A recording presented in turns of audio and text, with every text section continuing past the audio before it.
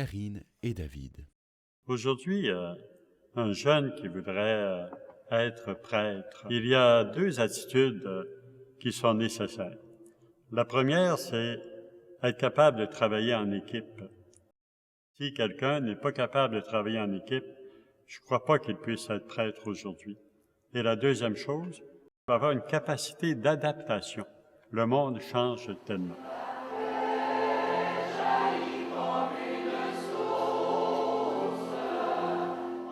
Aujourd'hui, il y a beaucoup moins de personnes qui viennent aux célébrations, puis il y a beaucoup moins de prêtres aussi. Là où il y avait 3 ou 4 prêtres pour une paroisse, alors il y a un prêtre pour 5 ou 6 paroisses.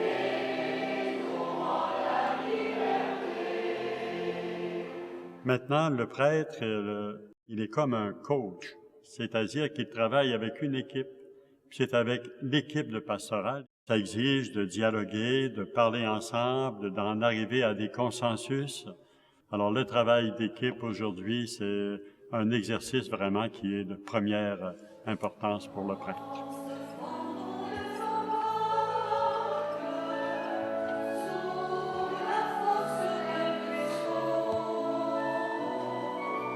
Aujourd'hui, quelqu'un qui entre au grand séminaire, qui désire être prêtre, c'est au minimum 7 ans de formation, au lieu de 4 au moment où j'ai été ordonné.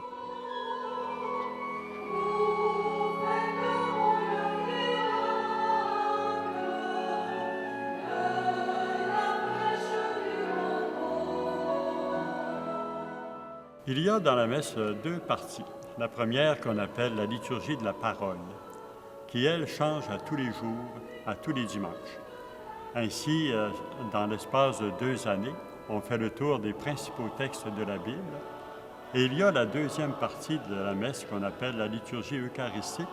Elle, c'est la liturgie d'action de grâce, qui ne change jamais ou si peu. C'est toujours à peu près les mêmes choses.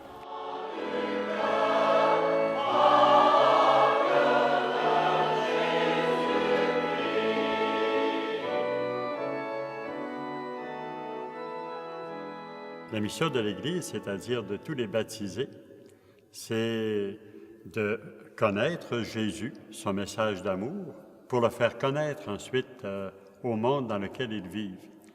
Alors moi, comme prêtre, mon métier consiste à aider tous les baptisés à remplir cette mission-là.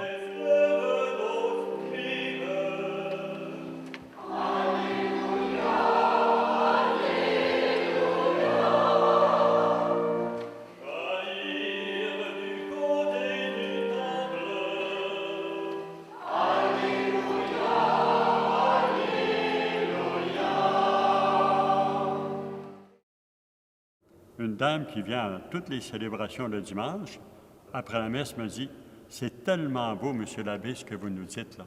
Mais quand on arrive le midi autour de la table avec les enfants, c'est drôle. On ne se rappelle plus de rien. »